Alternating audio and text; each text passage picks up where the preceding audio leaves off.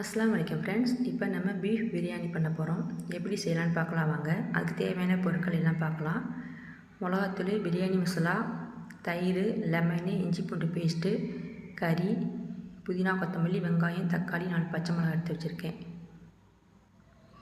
நான் ஏற்கனவே கறியை இஞ்சி பூண்டு பேஸ்ட்டு போட்டு தயிர், உப்பு தேவையான உப்பு போட்டு 1/2 அன் ஹவர் ஊற வச்சுருக்கேன். அதை குக்கரில் கொட்டி 7 விசில் வச்சு எடுத்துக்கலாம் தனியாக. இப்போ பிரியாணி சட்டி வச்சு தேவையான அளவு எண்ணெய் ஊற்றி 2 ஸ்பூன் நெய் ஊற்றி பட்டை, கிராம்பு, ஏலக்காய், பிரிஞ்சி இலை, அன்னாசி பூ எல்லாம் சேர்த்து 4 பல்லாரி வெங்காயம் சேர்த்துருக்கேன். 3 தக்காளி சேர்த்துருக்கேன். அதோட 4 பச்சை மிளகாவும் சேர்த்துருக்கேன். சேர்த்து நல்லா வதக்கிக்கலாம். அது வதங்குறதுக்காக கொஞ்சம் லைட்டாக உப்பு போட்டுக்கலாம்.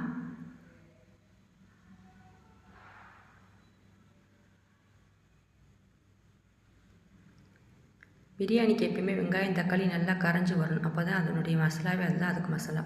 இஞ்சி பூண்டு பேஸ்ட்டு ஒரு 3 ஸ்பூன் சேர்த்துக்கலாம். பிரியாணி மசாலா 1 ஸ்பூன், மிளகாத்தூள் 1 ஸ்பூன் சேர்த்து நல்லா கிண்டி விட்டுக்கலாம். 1 கப் தயிர் சேர்த்துக்கலாம். புதினா, கொத்தமல்லி சேர்த்துருக்கேன்.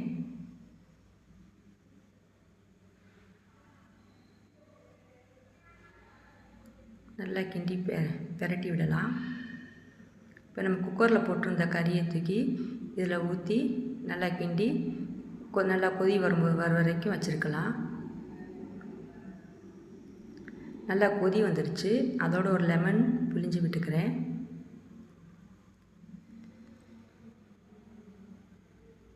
நான் இந்த பிரியாணி அரிசியில் அதில் 1 அலாக்குலேருந்து 2 அலாக்கு எடுத்திருக்கேன். 2 அலாக்குக்கு அப்போ தண்ணி 3 அலாக்கு ஊற்றணும். நான் கறியிலே 1 அலாக்கு தண்ணி இருக்குது. அப்போ நான் 2 அலாக்கு தண்ணி சுடுதண்ணி வச்சு ஊற்றிருக்கேன். ஹீட் பண்ணி ஊற்றிருக்கேன். ஏன்னா கறியில் பச்சை தண்ணி ஊற்றினமாக்கும் கறி டேஸ்ட் கிடைக்காது. அதனால் ஹீட் பண்ணி தண்ணி ஊற்றிருக்கேன். இப்போ அரிசி சேர்த்துக்கலாம்.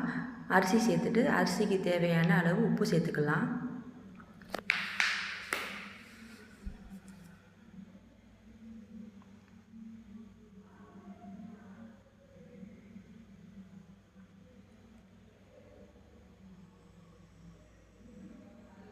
இப்போ பிரியாணி ரெடி ஆகிடுச்சு. இப்போ தோசைக்கல் வச்சு தம் வச்சுக்கலாம்.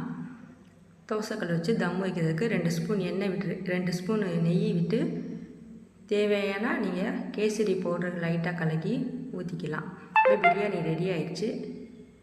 நீங்களும் உங்கள் வீட்டில் இது மாதிரி செஞ்சு பாருங்கள் ஃப்ரெண்ட்ஸ். அஸ்ஸலாமு அலைக்கும்.